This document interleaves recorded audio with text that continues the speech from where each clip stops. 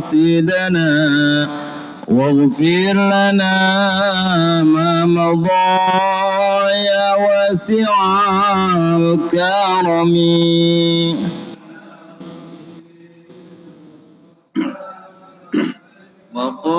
مقاصدنا واغفر لنا ما مضى يا واسع الكرم محمد سيد الكونين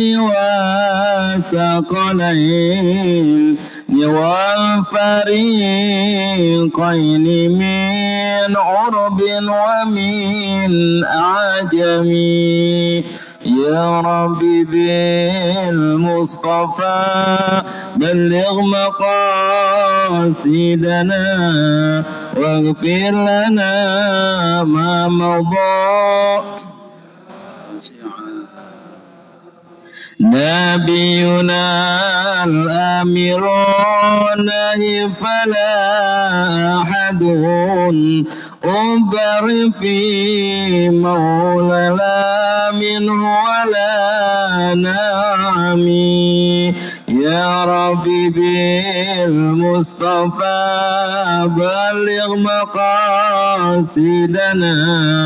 واغفر لنا ما مضى يا واسع الكرم والحبيب الذي ترجى شفاعته لكل هول من الأهوال مقتحم يا ربي بالمصطفى بلغ مقاصدنا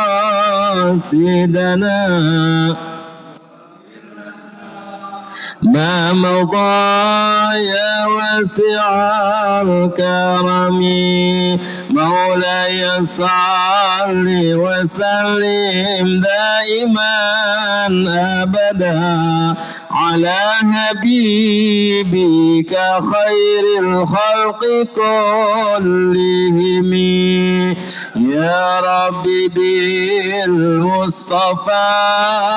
بلغ مقاصدنا واغفر لنا ما مضى يا واسع الكرم اللهم صل وسلم وبارك عليه.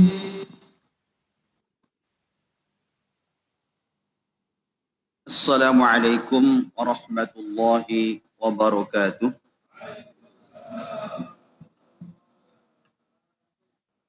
Bismillah, alhamdulillahirabbil alamin. Allahumma salli wa sallim ala sayyidina wa maulana Muhammadin wa ala alihi wa sahbihi ajma'in, amma ba'du.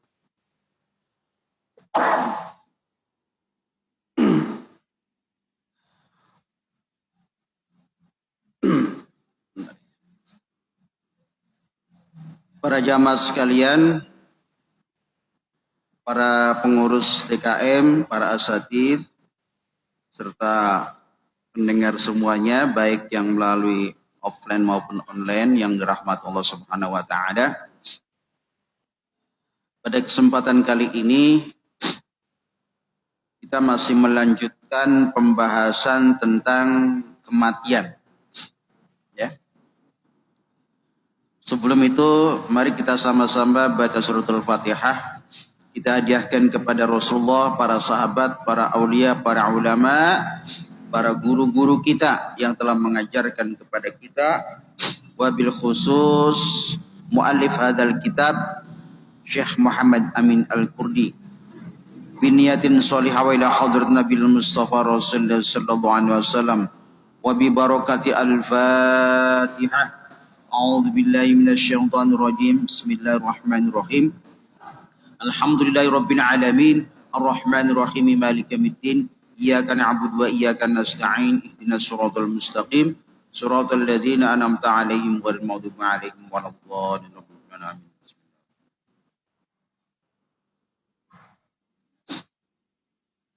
Bismillahirrahmanirrahim. walahu a'wanun adiduna. Ini masih membahas tentang malaikat Israel yang diberikan tugas oleh Allah sebagai malaikat yang diutus untuk mencabut nyawa seluruh makhluk. Ya. Sehingga dikatakan walahu a'wanun adidun. Malaikat Israel juga punya asisten, ya. Ketika bertugas mencabut nyawa, beliau punya asisten juga, gitu kan ya. Tapi sama dengan beliau sebagai pencabut nyawa. Nah, terus bagaimana kalau kita menyaksikan, kita bisa melihat Pak, ketika kita melihat orang yang sakaratul maut ya, baik ketika di rumah sakit, di rumah, kita bisa lihat karakter orang yang sakaratul maut itu berbeda-beda. Ya. Kenapa bisa begitu? Ada yang kelihatan sakaratul mautnya dia membaca la ilaha illallah atau Allah, sampai ketika dia ruhnya dicabut dia seperti tersenyum, bahkan matanya itu juga terpejam seperti orang tidur biasa. Ada kalanya orang meninggal itu ketika sakaratul maut dia berteriak-teriak histeris, kepanasan, bahkan sampai udah nggak kuat, suntik mati aja, kapan saya matinya gitu. Ya, dia sesumber pada dirinya.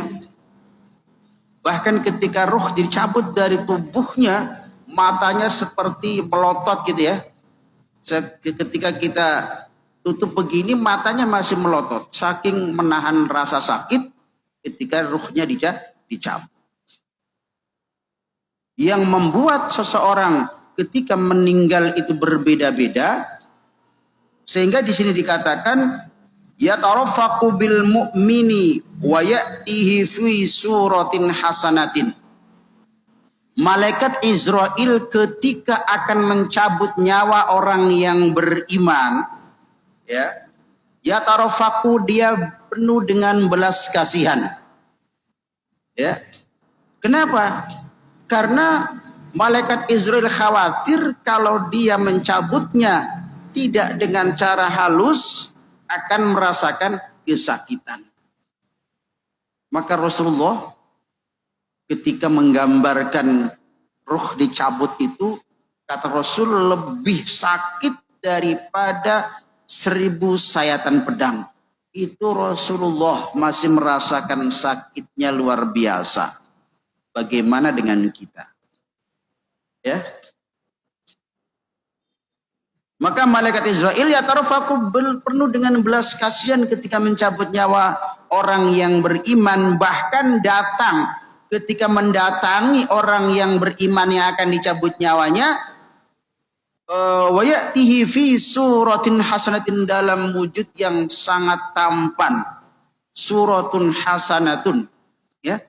Berpenampilannya atau apa namanya? Bentuk malaikat Israel itu penuh dengan senyum, assalamualaikum, ya, penuh sapa, sehingga orang yang akan dicabut nyawanya ini dia tersenyum. Kenapa? Karena malaikat Israel juga tersenyum. Kalau yang akan dicabut nyawa orang yang luar biasa, penuh dengan dosa, sepanjang hidupnya tidak pernah taubat, maka malaikat Israel dia datang dalam wujud yang sangat menyeramkan, sehingga membuat orang yang akan meninggal merasa ketakutan. Seperti itu. Ya. Jadi tergantung amal perbuatan seseorang ketika di dunia.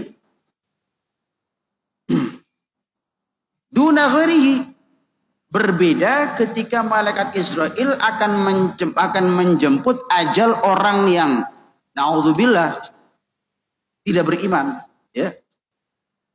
Maka dalam beberapa doa kita sering mengatakan Allahumma ja'alna, ya, min husnil khatimah wa la taj'alna min su'il khatimah. Ya Allah, jadikan kami, atau dalam doa yang dalam salat munjat, wa hawwin 'alaina fi sakaratil. yang paling ditakutkan oleh semua manusia itu akhir hayatnya. Ya. Bisa jadi orang yang ketika hidupnya ahli ibadah, ahli sedekah, tapi pada saat menjelang kematian ternyata dia su'ul khotimah. Seperti dalam kisah-kisah, dalam kisah Barki Barseso misalnya. Dan juga kadang ada manusia yang semasa hidupnya penuh dengan dosa. Semua kemaksiatan sudah dilakukan. Tidak ada sedikit pun semua perbuatan dosa yang tidak pernah dia lakukan. Semua dia alami.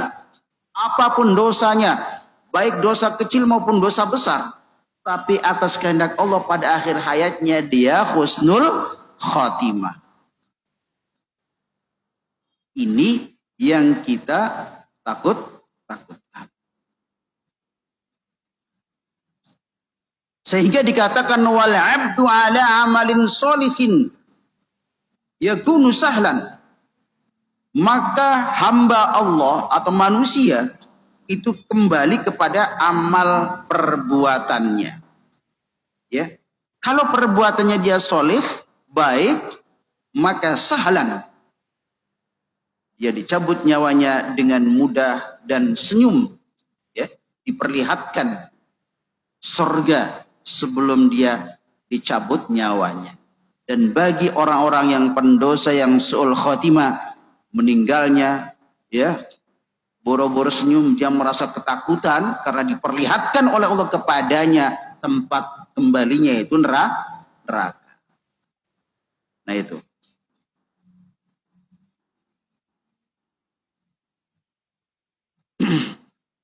Sehingga dikatakan di sini ada yang lebih menarik, Pak. Wa yashaluhu aydan as-siwaku fi ma dzakaruhu jama'atun. Ada satu bentuk amalan, ada satu bentuk perbuatan yang membuat kita nanti pada saat kematian datang akan dipermudah oleh Allah. Salah satunya di sini dikatakan as-siwak, menggunakan siwak. Tahu siwak, Pak? Ya. Siwak seperti ini ya. Ini dari kayu arok. Harganya 5.000 dapat 2. Alhamdulillah saya sudah bertahun-tahun sejak di pesantren tidak pernah meninggalkan siwak. Ya. Wastadalu bi hadits Aisyah. Dasarnya adalah hadis yang diriwayatkan oleh Siti Aisyah. Fi sahihaini, di dalam kitab Sahih Bukhari Muslim, tentang kisah Rasulullah sampai ketika maut akan menjemputnya, ajal akan menjemput Rasulullah menggunakan siwak.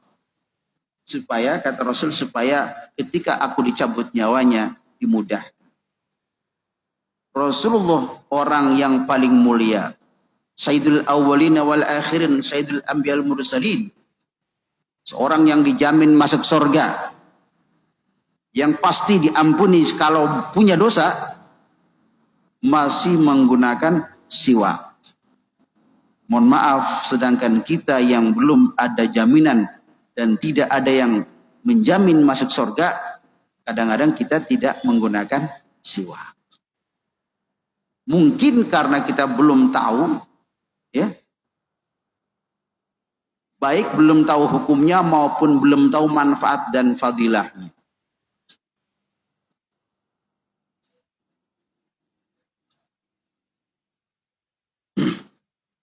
Saya jelaskan, Pak ya. Jadi siwak ini tidak ada di negara kecuali dari Mekah, dari Arab ya. Kayu arok. Apa dasarnya? Jadi kalau kita menggunakan siwak itu ada 3 hal, Pak. Yang pertama karena sunnah. Yang kedua karena pahala. Yang ketiga karena khasiatnya. Maka sunnah yang menjadi ukuran kita. Segala perbuatan, perkataan dan sikap yang dilakukan oleh baginda Rasulullah itu disebut sunnah.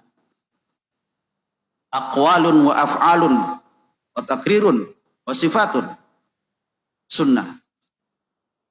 Ada hadis sahih yang berbunyi laula an asyqa ala ummati la amartuhum bisiwak 'inda kulli wudu'in atau ma'inda kulli salatin.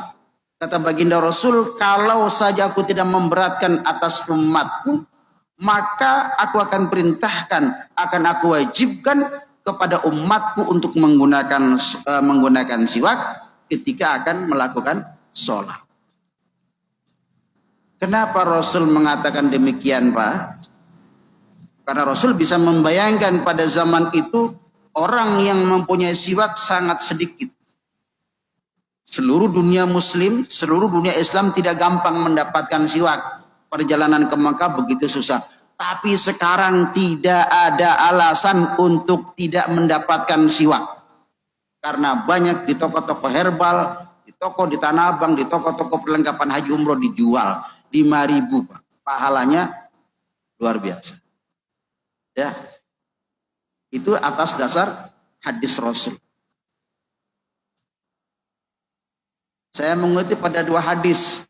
Hadis yang kedua masih diriwayatkan oleh Imam At-Tirmidzi dan Imam An-Nasa'i. Rasul mengatakan rakaatani bisiwakin. Salat sunnah 2 rakaat menggunakan siwak, Pak. Misalnya kita salat qobliyah nih, menggunakan siwak, atau salat ba'diyah menggunakan siwak, atau salat tahajud menggunakan siwak, atau salat witir menggunakan siwak. Kata baginda Nabi, salat 2 rakaat salat sunnah dengan menggunakan siwak, ya, itu dikatakan, ada yang mengatakan khairun, ada yang mengatakan afdulu, khairun min sab'ina raka'atan bi ghairi siwakin. Pahalanya lebih besar daripada kita sholat sunnah selama 70 tahun. Pertanyaannya, adakah jaminan bahwa umur kita sampai 70 tahun? Iya kan? Jadi kalau berbicara sunnah itu banyak sekali, Pak. Sunnah Rasul itu banyak sekali. Kita tidak bisa menjudge orang, oh kamu bukan ahli sunnah karena nggak begini. Semua sunnah Rasul itu ribuan macamnya. Tinggal kita mau pilih sunnah yang mana yang kita bisa, yang kita mampu. Jangan memaksakan diri. Ya. Oke. Jadi tadi hadis yang kedua, 2 rakaat sholat sunnah menggunakan siwak, pahalanya lebih besar, lebih baik daripada 70 tahun kita sholat sunnah. Padahal kita sehari juga kadang-kadang sholat sunnah, kadang enggak, kadang iya. Iya kan? Itu rahasia pribadi. Iya kan? Oke. Di dalam kitab apa namanya? At-Taqriratus Syadidah. Dulu pernah saya ngajari Al-Afiyah. Itu dikutip ada 22 faidahnya siwak, Pak. Ada 22 khasiat menggunakan siwak. Ya.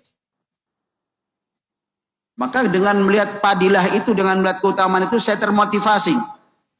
Lama-lama menjadi ikhlas. Nggak apa-apa kita melakukan ibadah, awalnya termotivasi dengan pahala, nanti lama-lama ikhlas. Daripada nggak ada motivasi, kita tidak melakukan, ya kan?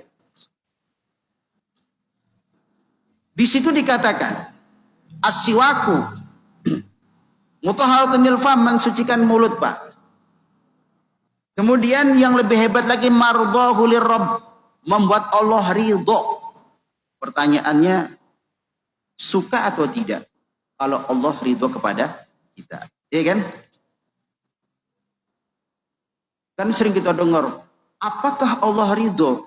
Insya Allah dengan niat melaksanakan sunnah Rasul, dengan kita menggunakan siwak, Allah akan meridhoi kita. Kalau hidup diridhoi oleh Allah, insya Allah meninggalnya juga mudah. Tapi kalau hidup tidak mendapat ridho Allah, mati pun juga susah. Hidup segan, mati tak mau. Kalau hidup tidak mendapatkan ridho Allah.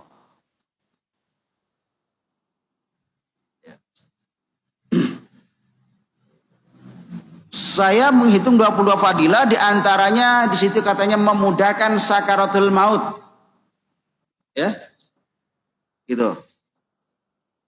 Nggak usah bertanya, kenapa harus menggunakan siwak? Banyak penelitian, Pak. Banyak penelitian yang membuktikan kenapa siwak itu begitu disukai oleh Rasul.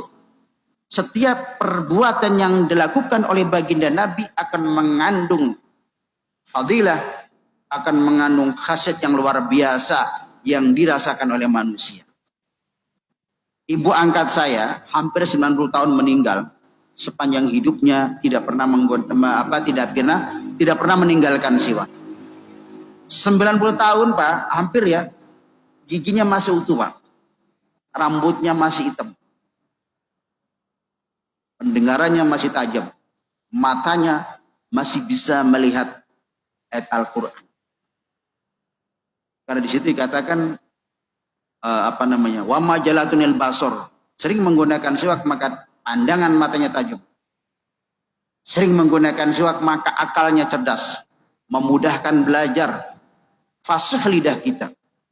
Jadi kalau kita punya anak atau kita merasakan kesulitan dalam membaca Al-Quran karena lidah kita kurang fasih, pergunakan siwak sebelum membaca Al-Quran. Gimana niatnya? Nggak usah panjang-panjang. Niat saya menggunakan siwak karena mengikuti sunnah Rasul. Itu aja, Pak. Ya. Kenapa? Karena intinya bahwa sunnah adalah ittiba'ir Rasulillah. Apapun sunnahnya, ujung-ujungnya mengikuti Rasul. Banyak hadis-hadisnya kalau mau cari tentang siwak. Banyak sekali.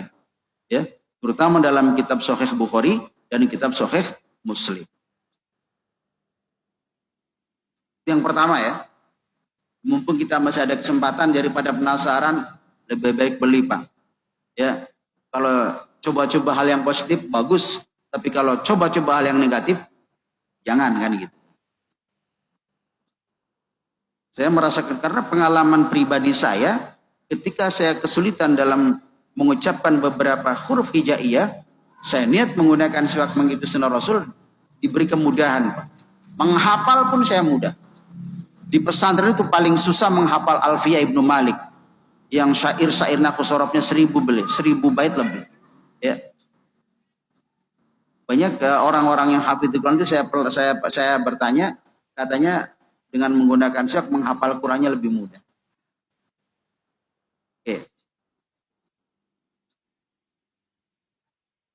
Bahkan bisa menghilangkan pikun yang paling tidak disukai oleh keluarga kita. Kalau masa tua kita itu pikun, Pak. Iya kan? Jangankan orang lain, anak kita sendiri juga ogah-ogahan merawatnya. Betul nggak? Apalagi orang lain. Ya. Oke ya. Kalau mau baca itu di artikel-artikel tentang fadilah-fadilah kesehatan menurut ilmu kesehatan banyak, Pak. Sekarang banyak kita cari di Google, ya. Penelitian-penelitian tentang khasiat menggunakan siwak. Yang kedua, yang membuat kita mudah dalam masa-masa sakaratul maut, dikatakan di sini raka'atani lailatal jum'ati ba'dal maghribi yaqra'u fihi ma ba'dal fatihati suratul zalzalah 15 marratan. Kalau mau nih, ya kan? Tadi yang ringannya menggunakan siwak, yang agak beratnya sholat di malam Jumat ba'da maghrib. Jadi malam Jumat habis maghrib kita sholat sunnah 2 rakaat. Rakaat pertama setelah Fatihah membaca surat Az-Zalzalah. Surat Az-Zalzalah itu diawal dengan idza zulzilatil ardu zilzalaha, ya. Wa akhrajatil ardu athqalaha. Itu surat Az-Zalzalah dibaca berapa? Dibaca 15 kali. Hanya malam Jumat ba'da maghrib.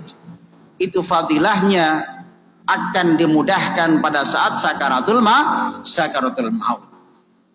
Hanya seminggu sekali. Jadi hariannya itu siwak, mingguannya tadi ya malam Jumat habis maghrib salat sunnah 2 rakaat, yusolli sunnatan di qadul hajati boleh, atau yusolli sunnatan rakaataini ya, sunat-sunat mutlak boleh. Kenapa baca Az-Zalzalah? Karena Az-Zalzalah berbicara tentang kedahsyatan hari kiamat. dan tentang berbicara tentang kematian-kematian. Ya kan? Ya. Maka saya biasanya kalau sholat subuh saya sering lebih suka kalau ngimamin itu membaca surat Az-Zalzalah. Ya. Kenapa? Karena banyak musibah, banyak wabah, banyak musibah, banjir-banjir besar itu datang menjelang subuh. Ya. Oke, jadi sudah dikasih tahu bagaimana teorinya agar kok bisa begitu? Iya, karena kita memohon kepada Allah, berdoa kepada Allah agar melalui kita menggunakan siwak, melalui kita berdoa dengan sholat 2 rakaat membaca surat Az-Zalzalah, setiap rakaat baca 15 kali, memohon kepada Allah agar Allah menghendaki pada saat kita menjelang ajalnya dimudahkan. Ya, itu Pak. Oke, mesti waktu ya.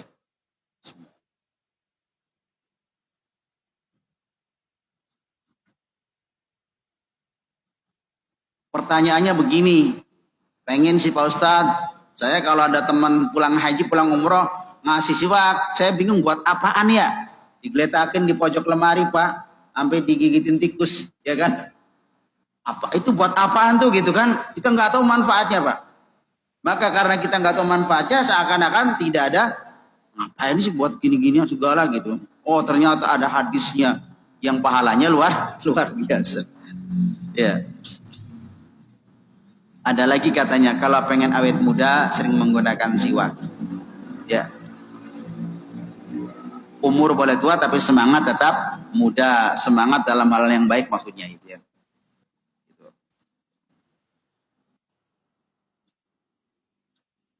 Jadi jamaah rahimakumullah, semoga kita bisa. Ya mungkin kalau yang kedua tadi kayaknya berat banget Pak Ustadz. Apalagi baca 15 kali ya. Az-Zalzalah mana panjang lagi ayatnya.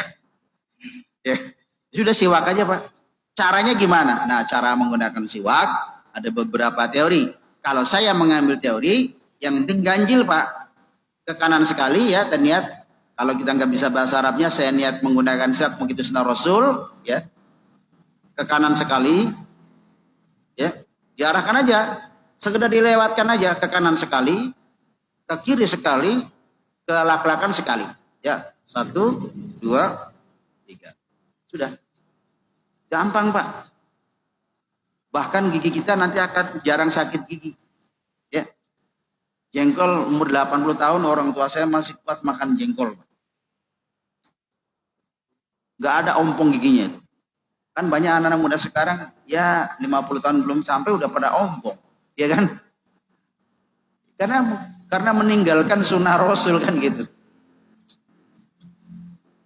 Saya ulangi lagi ya. Caranya ke kanan sekali, ke kiri sekali, ke lak-lakan sekali. Nah, jangan terlalu masuk Pak nanti kita enak nanti ya. Sekedar lewatkan saja. Tapi fadilahnya luar biasa. Jadi yang pertama dasar hukum menggunakan siwak, yang pertama atas dasar sunnah Rasul, yang kedua karena pahalanya tadi melebihi pahala sholat sunnah selama 70 tahun, yang ketiga dari sisi kesehatan. Ya, semua ajaran Islam itu sangat mendukung tentang kesehatan. Sholat ditinjau dari agama masuk, ditinjau dari kesehatan masuk, wudhu juga demikian. Ya. Ajaran Islam tidak ada yang bertentangan dengan ilmu apapun. Ya. Kalau ada orang yang mengatakan agama Islam bertentangan dengan ilmu pengetahuan, berarti dia tidak mengerti.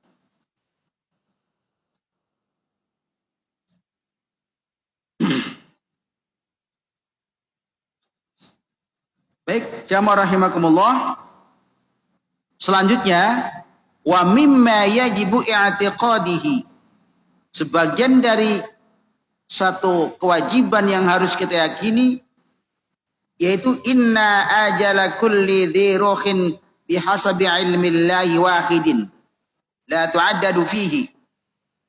Artinya gini, ajal kematian setiap nyawa Kematian setiap jiwa, setiap makhluk itu pada hakikatnya bihasabi ilmillahi, atas pengetahuan Allah. Sekalipun melalui malaikat Israel yang bertugas mencabut nyawa, tapi hakikatnya atas pengetahuan Allah. Tidak ada satu hal apapun di dunia yang tidak atas pengetahuan Allah. Dan tidak bisa dihitung. Pengetahuan Allah, ilmu Allah tidak bisa direkayasa, tidak bisa dihitung, dan tidak bisa diperkirakan.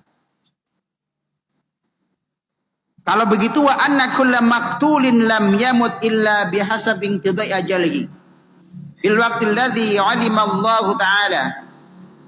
Berarti setiap orang yang meninggal dunia, setiap nyawa yang meninggal, itu tidak mungkin bisa mati, tidak mungkin bisa meninggal, ya, kalau ajalnya belum datang. Kita sering melihat kejadian, Pak. Ada orang dibunuh, yang lain lukanya sedikit tapi meninggal di perjalanan dibawa ke rumah sakit. Ada yang lukanya banyak, sampai dibawa ke rumah sakit, dia hidup. Ya kan? Kenapa? Ya karena ajalnya belum waktunya. Kan gitu. Nggak usah kecelakaan, ada orang lagi lewat nih, kepleset, kejedot kepalanya ke tembok, meninggal, Pak. Kenapa? Karena ajalnya sudah sampai. Ada orang yang kelindes mobil, masih hidup, Pak. Kenapa? Karena ajalnya belum sampai. Jadi urusan ajal adalah urusan Allah. Bukan di tangan manusia. Makanya saya pernah cerita, saya punya teman waktu di pesantren di Cirebon, di Tegal Gubuk. Jadi itu ada dua anak itu, yang satu kakaknya itu sakit-sakitan. Adanya nungguin berhari-hari. Ternyata yang dikabarkan meninggal yang nungguin bukan yang sakitnya. Kenapa? Karena Allah belum menghendaki. Kalau logika kita, harusnya yang meninggal tuh yang dirawat, yang ditungguin, ngapa yang nunggu yang meninggal gitu kan? Kan kalau pikiran manusia kan begitu ya. Tapi tidak di mata Allah. Ya. Tuh. Kenapa? Karena di dalam surat Al-A'raf sudah dijelaskan ayat 34, A'udzubillahi minasyaitonirrajim, bismillahirrahmanirrahim. Fa idza jaa ajaluhum la yastakhiruna sa'atan wa la yastaqdimun. Al-A'raf ayat 34. Ketika datang ajal makhluk, maka la yastakhiruna, tidak ada yang bisa mengakhirkan, ya, dan tidak ada yang bisa mendahulukan. Kenapa? Karena ajal adalah urusan takdir. Kalau takdir hanya Allah yang tahu. Ajal manusia, jodoh manusia, hanya Allah yang tahu. Jadi saya punya kisah ketika saya mau menikah dengan istri saya. Ada teman saya yang udah jatuh cinta, saya belum datang di satu tempat saya ngajak. Begitu istri saya memilih saya, dia membenci saya, Pak. Katanya menelikung itu. Menelikung itu apa ya? Musuh dalam selimut, saya menelikung, kan. Saya bilang, saya nggak enak juga, saya tanya, Ustadz, sama-sama Ustadz di pesantren. Ya karena cemburu itu kemudian melupakan yang lain. Antum percaya nggak dengan takdir? Percaya. Ya sudah. Kalau antum percaya dengan takdir, berarti ketika dia memilih saya, berarti dia Allah takdirkan jodohnya dengan saya. Dia Pak, saya gitu. Nggak ada urusan telikung melikung. Saya bilang gitu. Ini urusan jodoh. Jadi nggak harus berebut pacar sampai bunuh-bunuhan. Nggak sampai berkelahi, sampai nggak akur. Padahal kalau kita tahu jodoh itu takdir Allah. Takdir itu nggak ada yang bisa merekayasa. Kan gitu. Kalau semua berpikir seperti itu, tidak ada permusuhan sebenarnya. Ya kan? Jadi Al-A'raf mengatakan, Kalau ajal manusia, ajal makhluk sudah datang, ya. Makanya kemarin ketika saya main kemana ya, dia miara kucing. Itu pernah kelindas motor, Pak. Kucing itu motor gede. Terus gak lama hidup lagi, Pak, lari. Berarti ajalnya kucing itu belum sampai kan gitu.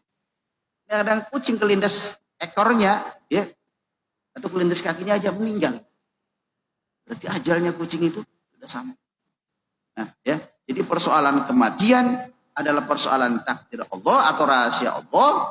Kita hanya menjalankan takdir di dalam hidup ini. Kalau kita hanya menjalani takdir, berarti kita tinggal menunggu waktunya kapan. Hanya Allah yang tahu. Makanya pertemuan lalu kita bahas, tidak pandang anak kecil, tidak pandang orang tua, tidak pandang orang remaja. Kadang-kadang cucunya meninggal duluan ketimbang kakeknya. Kakeknya nangis jadi-jadian, ya Allah, tega banget engkau ya Allah. Cabut nyawa saya saja. Yang udah bau tanah, ngapa cucu saya yang dicabut gitu. Engkongnya nggak terima. Bener gak? Ya. Protes sama Allah. Padahal kalau kita menyadari, ya itu urusan Allah. Ya. Kenapa? Kadang Allah mencabut nyawa anak muda duluan, orang tua belakangan. Itu agar semuanya bersiap-siap menghadapi kematian. Beda dengan antrian ke dokter. Ya kan? Antrian ajal beda dengan antrian berobat ke dokter. Kalau ke dokter sudah antrian. Ya kan? Tapi kalau ajal tidak melulu, harus yang tua dulu, yang agak tuaan, yang agak mudaan, yang muda, yang balita. Nggak bisa begitu, ya. Oke, maka dengan mengingat kematian itu, hidup kita tidak sombong, hidup kita tidak jumawa, hidup kita bahwa sadar bahwa kalau kita tidak punya persiapan, tidak punya bekal menghadapi kematian, maka kita akan menyesal. Saya kira demikian pertemuan kita pada kesempatan kali ini, ya, masih melanjutkan tentang pembahasan kematian. Mudah-mudahan bisa menjadikan pelajaran berharga buat kehidupan kita dan kita termotivasi untuk lalu meningkatkan amal ibadah kita semampu kita. Syukur-syukur tadi ada 2 teori. Yang pertama menggunakan siwak dengan caranya mudah sekali. Yang kedua, ya mudah-mudahan atau syukur-syukur kita bisa sholat ba'da maghrib di malam Jumat, sholat 2 rakaat. Rakaat pertama baca surat Az-Zalzalah 15 kali. Rakaat kedua baca Az-Zalzalah setelah Fatihah 15 kali. Ya, yang paling penting ilmu yang kita dapatkan gitu Pak, ya. Kita majlis taklim berkali-kali, majlis taklim kita ikuti, tapi kalau tidak ada yang kita amalkan, bukan rugi sih, ya, tapi ya nggak ada peningkatan, ya kan? Ya, kata dalam sebuah syair dikatakan, wa kun mustafidan kulla yaumin ziyadatan minal ilmi wasbah fi bukhuril qawaidi. Jadilah orang yang menuntut ilmu dan semakin hari semakin bertambah ilmunya dan semakin bertambah amalnya. Mudah-mudahan dengan nawaitu ikhlas karena Allah, kita termasuk orang-orang yang mampu meningkatkan pengetahuan dan mampu meningkatkan ibadah kita. Saya kira sebelum saya tutup, barangkali ada yang kurang paham dengan penjelasan saya persilahkan, ya, kita diskusi. Ya, silakan Pak. Ya. Sebentar Pak.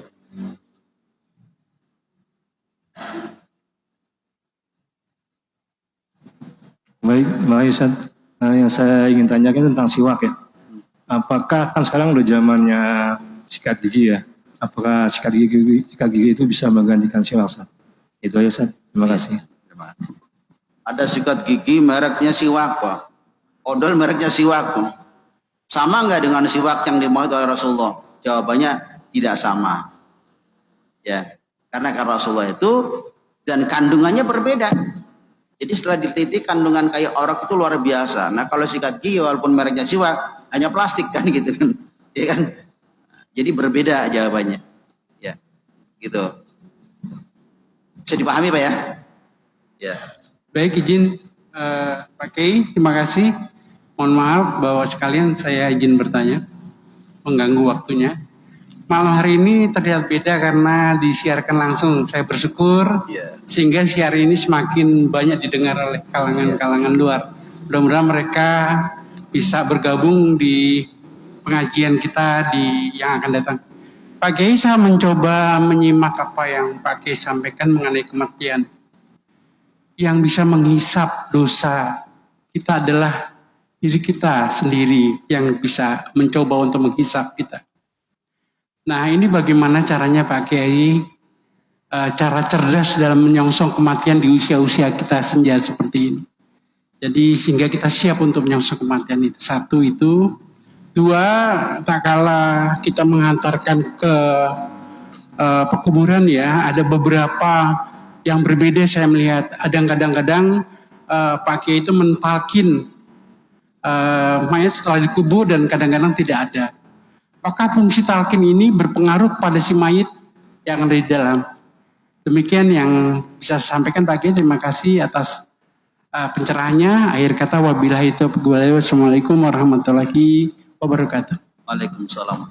Ya, persoalan talqin ya. Ada kitab namanya Al-Is'af Bainal Muslimin, itu dikarang oleh ulama mungkin di abad ke-18 ya. Saya kitabnya ada.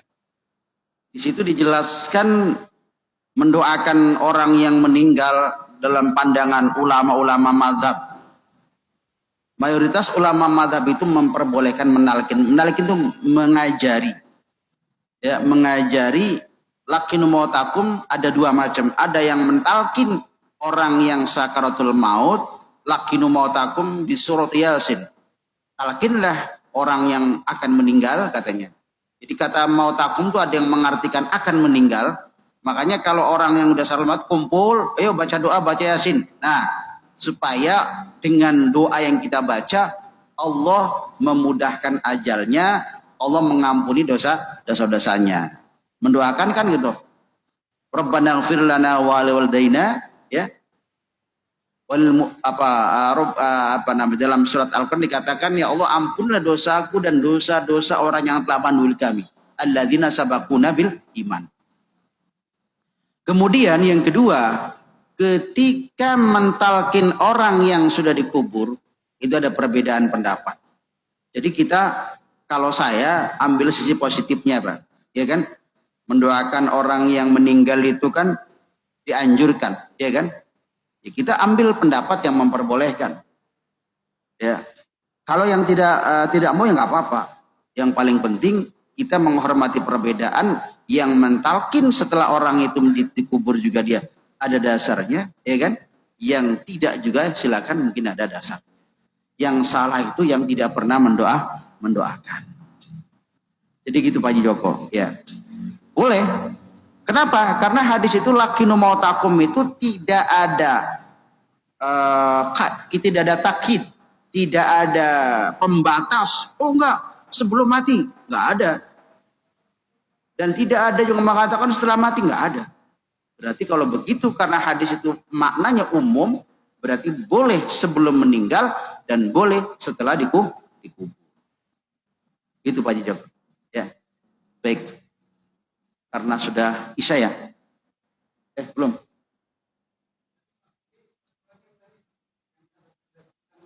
Oh, menghadapi kematian. Ya sebenarnya cara cerdas kita itu sebenarnya sudah diajarkan oleh baginda Nabi. Yang pertama, kita memperbaiki amal kita.